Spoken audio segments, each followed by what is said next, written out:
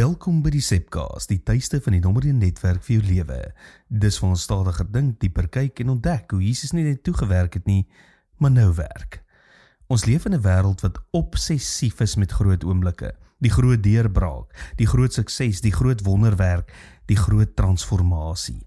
Maar die meeste van die lewe gebeur nooit in groot oomblikke nie. Dit gebeur in klein ritmes.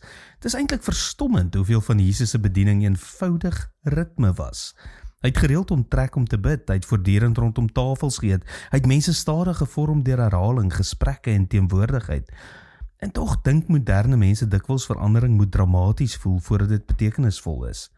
Maar in Lukas 9:23 sê Jesus, neem elke dag jou kruis op, elke dag. Dis die taal van ritme, nie emosie nie, nie hype nie, ritme. Die waarheid is, jou lewe beweeg altyd in die rigting van jou daaglikse gewoontes. Nie jou goeie bedoelings nie, nie jou inspirerende oomblikke nie, jou ritmes. Mense word nie per ongeluk goeie ouers nie. Mense word nie per ongeluk geestelik sterk nie. Mense dryf nie per ongeluk nader aan God nie. Klein ritmes vorm groot mense. Dis waarom die vroeë Christene sulke eenvoudige praktyke gehad het. Hulle het saam aanbid, saam geëet, saam gebid, hulle het geleer om God in gewone ritmes raak te sien. Want God werk dikwels stadig genoeg dat trotse mense hom heeltemal mis. Ons wil gewoonlik onmiddellike verandering hê, maar God vorm mense oor tyd.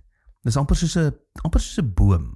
Jy sien nie groei elke dag nie, maar gee dit tyd en die wortels verander alles. Dis waarom ons visie meer is as bloot 'n slogan, die nommer 1 netwerk vir jou lewe. Want disippelskap gebeur in netwerke van ritme, waar ons bly werk en speel, leer ons om Jesus in die gewone lewe raak te sien. By tafels, in kantore, by skole, in motors, in moeilike gesprekke, in klein gehoorsaamheid.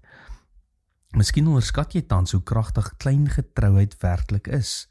Een gebed, een Bybelvers, een daad van vriendelikheid, een moeilike besluit, een dag van gehoorsaamheid.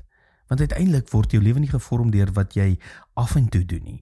Dit word gevorm deur wat jy voortdurend herhaal. Tot môre, mooi loop.